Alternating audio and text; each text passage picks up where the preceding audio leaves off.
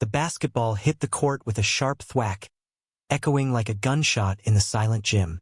Riley Carter, 17, stood frozen, her heart pounding as the ball rolled away, chased by the cruel laughter of her classmates. She wasn't just the new girl at Westbridge High. She was the lesbian new girl, and in this small Ohio town that label was a bullseye.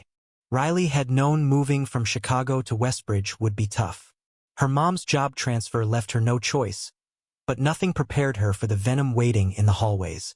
It started with whispers, snickers behind cupped hands, eyes cutting her way during homeroom. By lunch, the whispers turned to taunts. "Dyke," they hissed, led by Kaylee Monroe, the queen bee of the senior class, whose perfect smile hid a vicious streak. Kaylee's clique made it their mission to torment Riley, slipping hateful notes into her locker, accidentally shoving her in the halls, and spreading rumors that clung like damp rot. But the gym was supposed to be different. Basketball was Riley's sanctuary, the one place where her height 6 feet of lean muscle and her lightning-fast crossover could speak louder than words. She'd been a star at her old school, leading her team to regionals with a jumper so smooth it silenced crowds. Yet here at Westbridge, even the court betrayed her. During tryouts, Kaylee's crew tripped her during drills, mocked her every miss, and ensured she felt every inch an outsider. Coach Daniels, a grizzled man who seemed more interested in his clipboard than his players, barely noticed. Riley's only ally was Amara Jackson, a junior with a quiet intensity that matched her own. Amara was the team's point guard, her long braids flying as she weaved through defenders with a grace that made Riley's breath catch. They'd met on Riley's first day, when Amara had handed her a water bottle after a particularly brutal practice, her dark eyes holding a warmth that said, "I see you." Amara didn't talk much, but her presence was a lifeline. When Kaylee's taunts grew too loud, Amara's steady gaze reminded Riley she wasn't alone. That afternoon, as tryouts wound down, Kaylee upped the ante. "Hey, Carter," she called, her voice dripping with mock sweetness. "You really think you're gonna make varsity? This ain't Chicago. We don't need your kind here." The gym fell silent, all eyes on Riley. Her fists clenched, but words failed her. She'd spent years building armor against hate, but Westbridge's cruelty was a blade that cut deeper each day. Amara stepped forward, her voice low but firm. "Leave her alone, Kaylee. She's got more game in one finger than your whole squad." The room buzzed with tension. Kaylee's eyes narrowed, but before she could fire back, Coach Daniels blew his whistle, dismissing practice. Riley grabbed her bag, her face burning, and bolted for the locker room, Amara close behind. "You okay?" Amara asked, her voice soft as they sat on a bench, the fluorescent lights buzzing overhead. Riley nodded, but her throat tightened. I thought the court would be different," she whispered. "Back home, it was the one place I could be me." Amara's hand brushed hers, a fleeting touch that sent a jolt through Riley's chest. "You are you," Amara said, "and you're damn good. Don't let them take that." That night, Riley lay awake in her new bedroom, the unfamiliar creaks of the house mirroring her unease. She thought of Amara's words, her touch, and the fire in her own heart that refused to die. She wasn't just fighting for a spot on the team. She was fighting for herself, for the right to exist unapologetically. Tomorrow, she'd step back onto the court, not as the new girl, but as Riley Carter, the hooper who wouldn't break. The next day, tryouts resumed, and Riley felt the weight of every stare. Kaylee's crew was relentless, their taunts sharper, their shoves harder. But something shifted in Riley. Each time she dribbled, each time she sank a shot, she channeled the pain into precision. Her three-pointers swished through the net, her layups were textbook, and even Coach Daniels raised an eyebrow. Amara matched her energy, passing with pinpoint accuracy, their chemistry undeniable.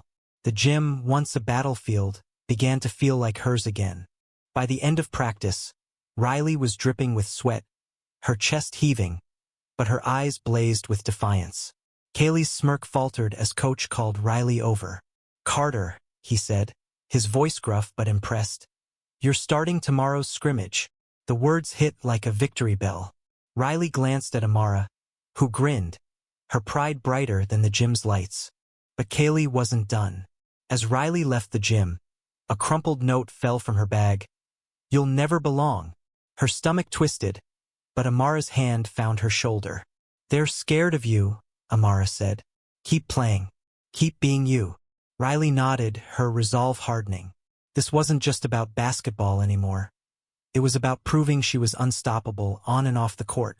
The scrimmage day dawned gray and cold, but Riley's blood ran hot with determination. She woke to the memory of Amara's hand on her shoulder, a quiet anchor in the storm of Westbridge's hostility. Today, she'd prove she belonged, not just to Kaylee but to herself. The gym was packed, the bleachers alive with students, parents, and scouts from local colleges. Riley's stomach churned as she laced up her sneakers, the weight of expectation pressing down. She wasn't just playing for a spot on varsity. She was playing for every kid who'd ever felt like an outsider. Amara caught her eye from across the locker room, her nod a silent "you've got this." The game started fast, a blur of squeaking sneakers and shouted plays. Riley, starting at small forward, moved like she was born for the court. Her first possession was a statement. She faked left, spun right, and drove past Kaylee for a layup that drew gasps from the crowd. Kaylee's face twisted, her usual poise cracking. Riley felt a spark of triumph, but it was short-lived. Kaylee's clique, scattered across the opposing team, targeted her with brutal precision. Elbows to her ribs, sly trips, and hissed slurs when the refs weren't looking.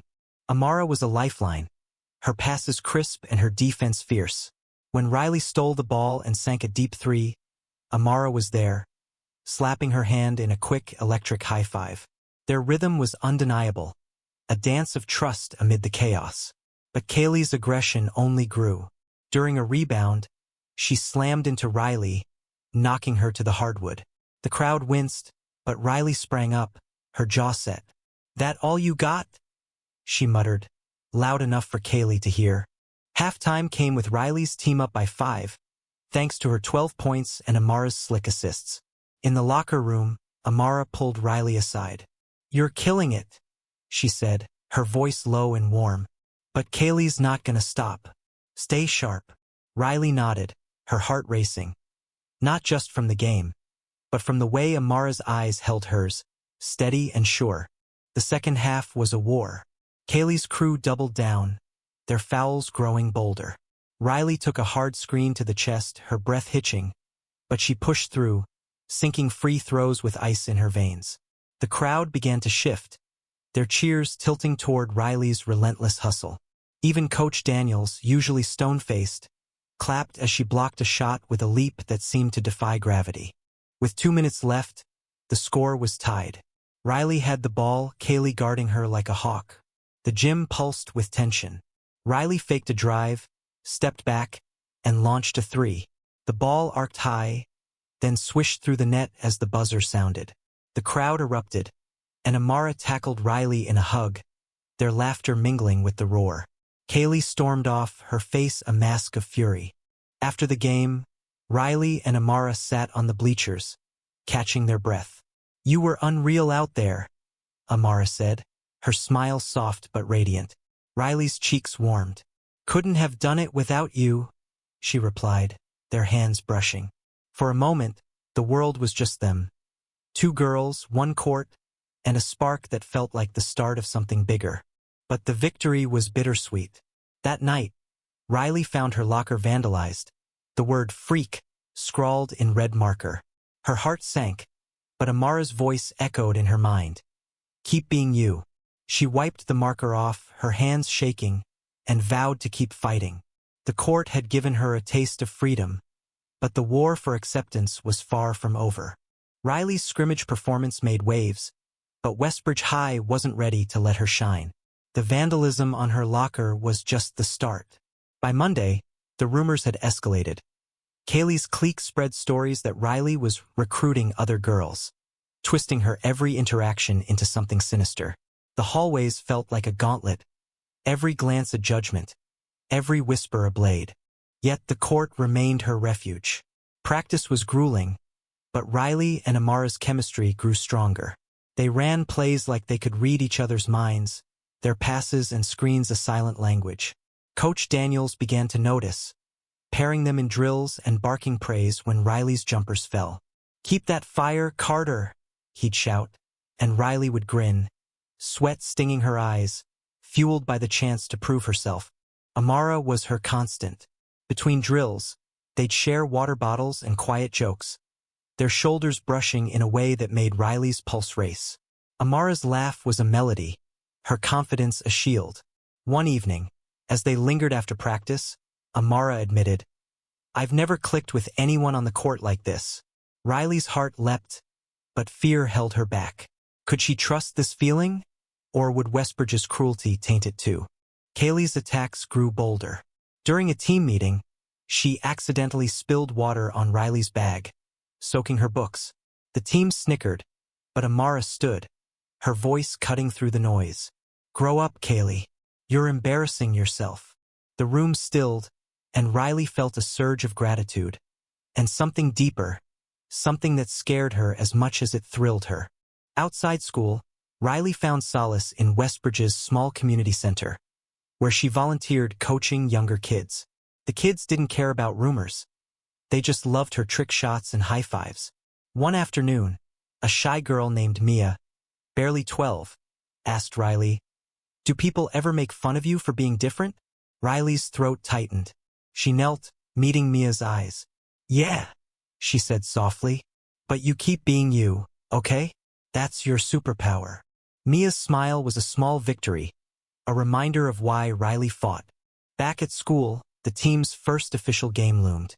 Riley was named a starter, a fact that enraged Kaylee. During practice, Kaylee's fouls grew vicious, trips disguised as hustle, elbows aimed to bruise. Riley took the hits, her focus unshakable, but the toll was heavy. After one particularly brutal practice, she found another note in her locker. "Quit or regret it." Her hands trembled, but Amara's voice broke through. "They're scared of what you can do," she said, her hand steadying Riley's. "We'll face this together." The night before the game, Riley and Amara met at a local diner, its neon glow a haven from the world's harshness. Over fries and milkshakes they talked, really talked. Amara shared her own struggles, growing up black in a town that often looked the other way. "I see you fighting," Amara said, her eyes locked on Riley's. "It makes me want to fight too." Riley's breath caught, the air between them electric. For the first time, she let herself hope, not just for the game but for something more. The first game of the season was a crucible. The gym thrummed with energy, the crowd a sea of faces, some cheering, others waiting for Riley to falter. She felt the weight of every stare, but Amara's pre-game fist bump grounded her. "We got this," Amara whispered, and Riley believed her. The game was a battle. The opposing team, a powerhouse from a neighboring town, played rough, but Riley was ready. She moved like a storm, stealing balls, sinking shots, and diving for loose balls with a ferocity that silenced doubters. Amara was her shadow, feeding her perfect passes, their synergy a thing of beauty. By halftime, Riley had 15 points, and the crowd was on its feet. Kaylee, benched for the first half, seethed from the sidelines. When she subbed in, her aggression was palpable. She targeted Riley with hard screens and sneaky fouls, whispering taunts when the refs turned away. "You're nothing," Kaylee hissed during a free throw. Riley's jaw clenched, but she sank both shots, her focus a blade cutting through the noise. In the final quarter, with the score neck and neck, Riley took over. She drove through defenders, her layup spinning off the glass for the lead. The crowd roared, but Kaylee's retaliation was swift, a deliberate trip that sent Riley sprawling. The ref called the foul, and as Riley stood, Amara was there, helping her up, her touch a quiet promise. Riley hit the free throws, sealing a narrow victory. Post-game, the team celebrated, but Kaylee's glare cut through the joy.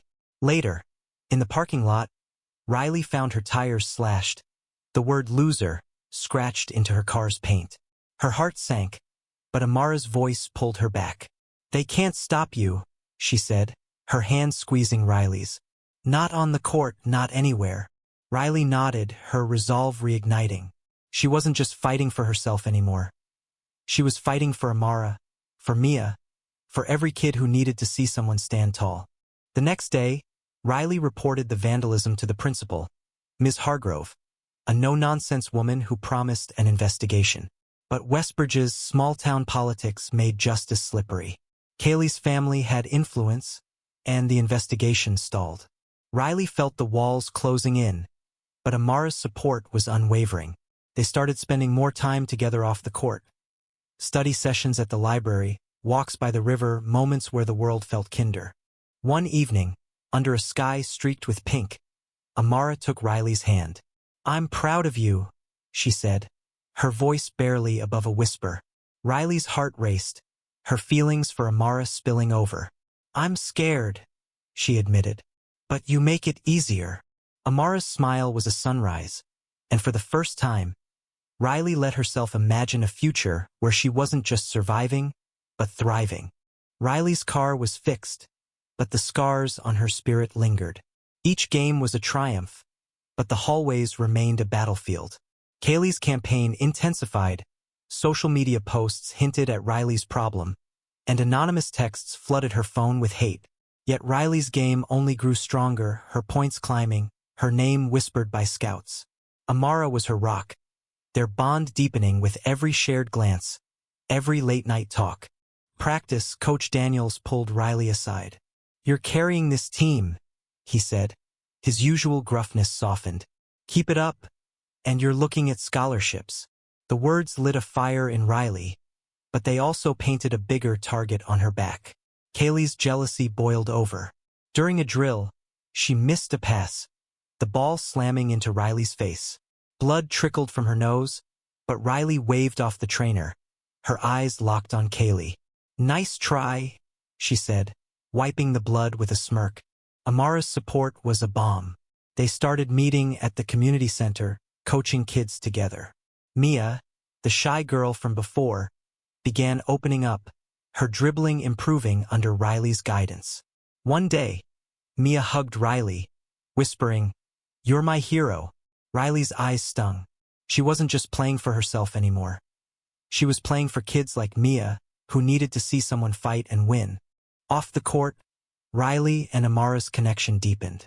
One night, at a quiet park, Amara kissed Riley under a canopy of stars. It was soft, tentative, but it set Riley's world ablaze.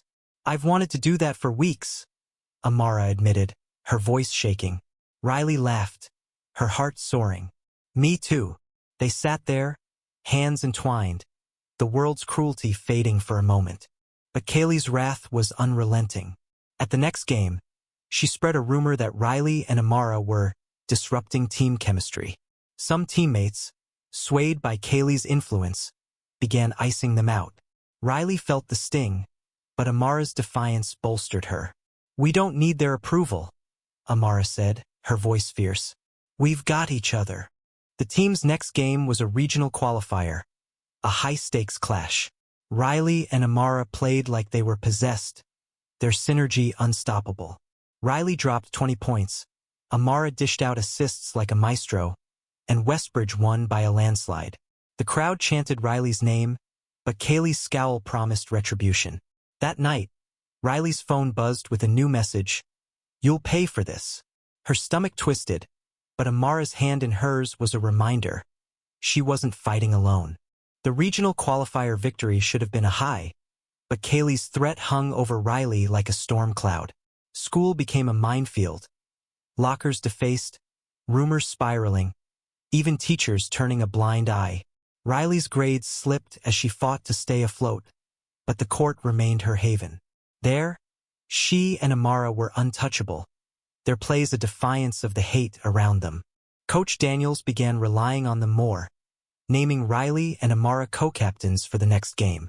The decision enraged Kaylee, who saw it as a personal slight.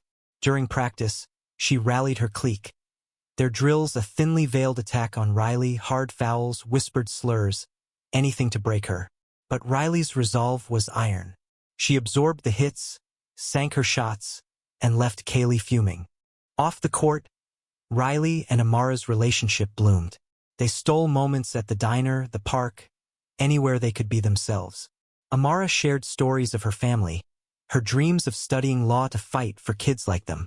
Riley opened up about her fears, her hopes, the weight of being different in a town that demanded conformity. Each confession drew them closer, their love a quiet rebellion. The community center became their sanctuary.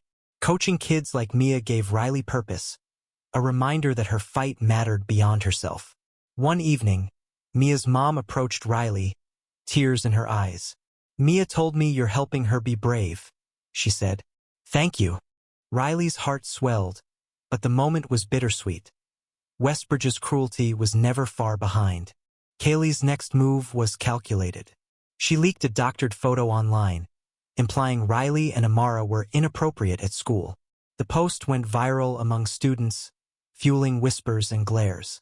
Riley's mom, a single parent stretched thin by work, was called into a meeting with Ms. Hargrove. The principal was sympathetic but cautious, citing community standards. Riley felt betrayed, but Amara's fire kept her grounded. "They want us to hide," Amara said. "We won't." The next game was a test. The crowd was hostile, some parents echoing Kaylee's rumors.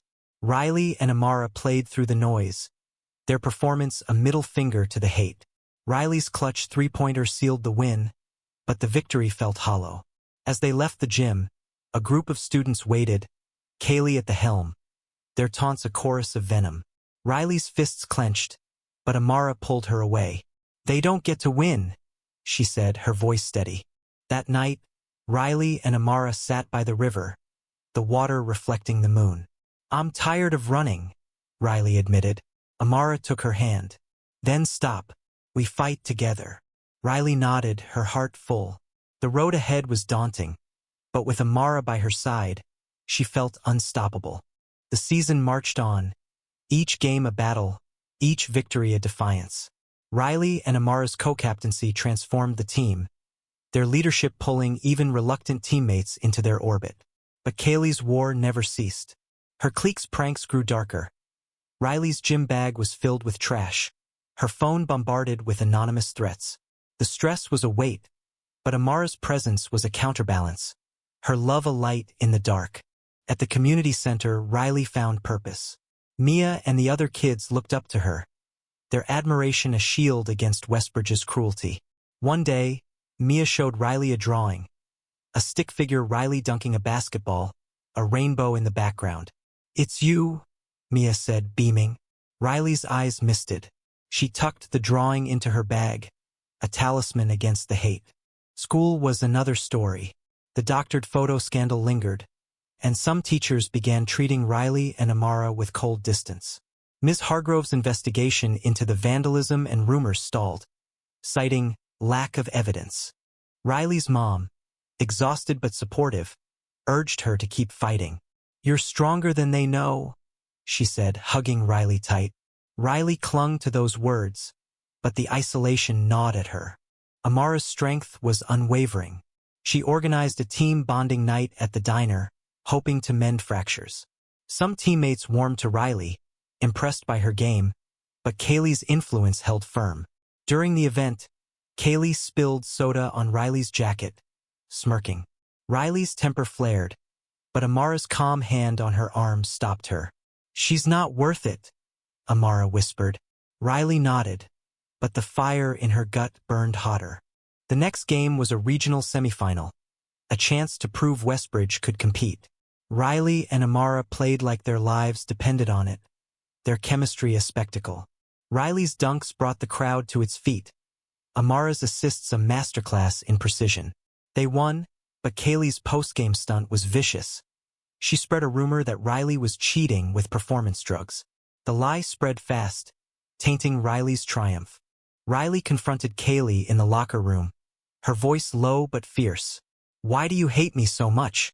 Kaylee's smirk faltered, but she spat. "You don't belong here." Amara stepped in, her eyes blazing. "She belongs more than you ever will." The team watched, some nodding, others looking away. The tide was shifting, but not fast enough. That night, Riley and Amara sat on Riley's porch, the stars above a quiet witness. "I don't know how much more I can take," Riley admitted. Amara's hand found hers. "You're not alone," she said. "And you're changing things, even if it's slow." Riley leaned into her, their kiss a promise. The fight was far from over, but together, they were unbreakable. The regional semifinal win should have been a turning point, but Kaylee's rumor about performance drugs cast a shadow. Whispers followed Riley everywhere, classrooms, hallways, even the community center. Some teammates began to doubt her, their trust eroded by Kaylee's lies. Riley's heart ached, but Amara's belief in her never wavered. "They'll see the truth," Amara said, her voice a steady anchor. "Keep playing." The court was Riley's refuge, her performance a rebuttal to every lie. She and Amara led Westbridge to another victory, their synergy a beacon. Scouts from colleges began calling, their interest a lifeline. But off the court, the pressure mounted. Anonymous texts escalated. One chilling message reading, "Leave or else."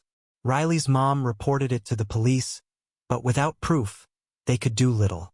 Riley felt trapped, her world shrinking to the court and Amara's arms. The community center offered solace. Mia and the kids were oblivious to the rumors, their laughter a balm. One evening, Mia's mom invited Riley and Amara to dinner, a gesture that warmed Riley's heart. Over homemade lasagna, they talked about dreams, fears, and the future. Mia's mom shared her own story of overcoming prejudice, her words a reminder that Riley's fight was part of a larger tapestry. At school, Kaylee's influence began to crack. Some teammates, tired of her cruelty, started siding with Riley and Amara. During practice, when Kaylee tripped Riley, a teammate, Sarah, called her out. "That's enough, Kaylee," Sarah said, her voice firm. The gym stilled, and Riley felt a spark of hope. Not everyone was against her. The state championship loomed, a chance to cement Westbridge's legacy and Riley's. Practice was brutal, but Riley and Amara pushed harder, their leadership inspiring the team. Kaylee's fouls grew desperate, her control slipping. Coach Daniels, finally fed up, benched her for a game, a move that sent shockwaves. Kaylee's rage was palpable, but Riley focused on the bigger picture. Winning, not just for herself, but for everyone watching. The night before the championship, Riley and Amara camped out by the river, a blanket spread under the stars. They talked about college, love, and the life they wanted. "I want to be with you," Riley said, her voice raw. Amara's smile was radiant.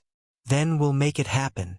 Their kiss was a vow, a promise to face whatever came next together. But Kaylee's final blow was waiting. The morning of the championship, Riley's locker was trashed, her jersey shredded. A note read, "You'll never win." Riley's hands shook, but Amara's voice cut through the panic. "They can't take this from us," she said. Riley nodded, her resolve steel. The game was hours away, and she'd play like her life depended on it.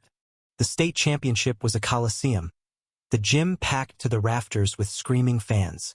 Riley's shredded jersey was replaced, but the sting of Kaylee's sabotage lingered. She and Amara stood shoulder to shoulder during warm-ups, their focus a shield against the world. The crowd's energy was electric, but Riley felt the weight of every eye, every whisper. The game was a war.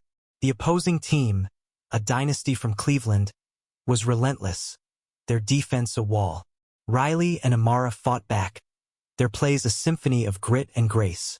Riley's dunks electrified the crowd, Amara's assists carved through the defense. Kaylee, back from her benching, played dirty, her fouls a desperate bid for control. But Riley was untouchable, her focus laser-sharp. At halftime, Westbridge trailed by 6.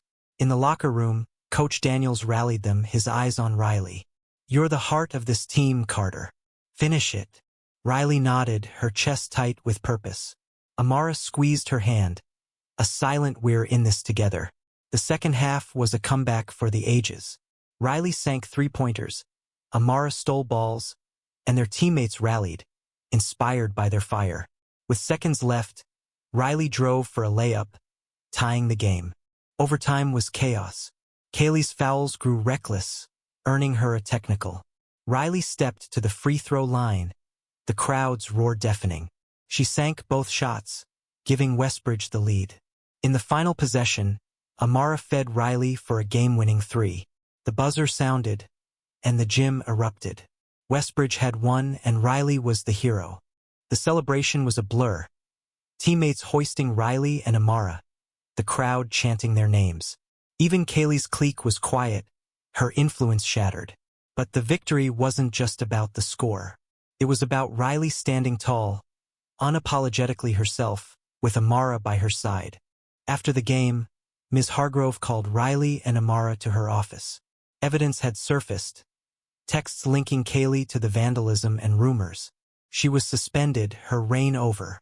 Riley felt a weight lift, but the scars remained.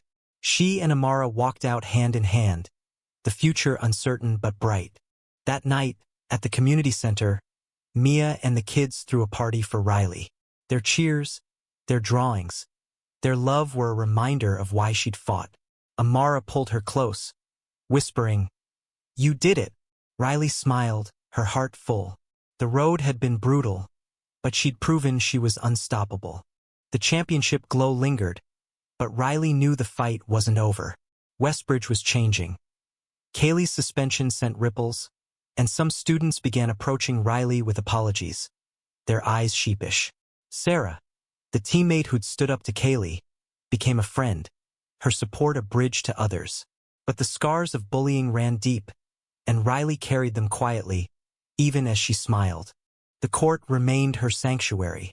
She and Amara trained harder, their eyes on college scholarships. Scouts called weekly, their offers a ticket to a bigger world. Riley dreamed of a future where she and Amara could live openly, their love no longer a battleground.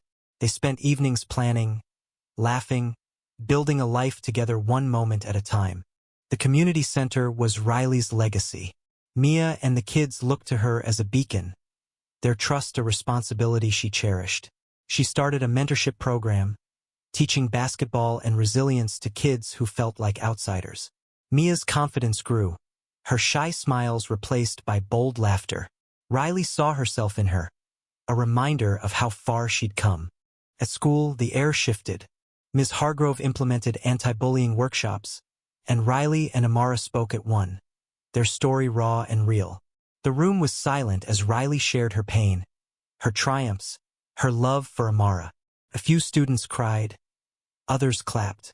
It wasn't acceptance from everyone, but it was a start. Riley's mom threw a small party for her 18th birthday, Amara by her side. Over cake and music, Riley's mom pulled her close. "I'm so proud of you," she said, tears in her eyes. Riley hugged her back, grateful for the woman who'd always believed in her. The season ended, but Riley and Amara's journey was just beginning. They committed to the same college, their scholarships a testament to their grit. As they packed for the future, Riley found Mia's drawing in her bag, the stick figure her, the rainbow, the basketball. She pinned it to her dorm wall, a reminder of her fight. On their last night in Westbridge, Riley and Amara sat by the river, the stars bright above. "We made it," Riley said, her voice thick with emotion. Amara kissed her, soft and sure. "We're just getting started," she replied. Riley smiled, her heart soaring. She'd faced hate, fear, and doubt, but she'd emerged stronger, loved, and unstoppable, on the court and in life.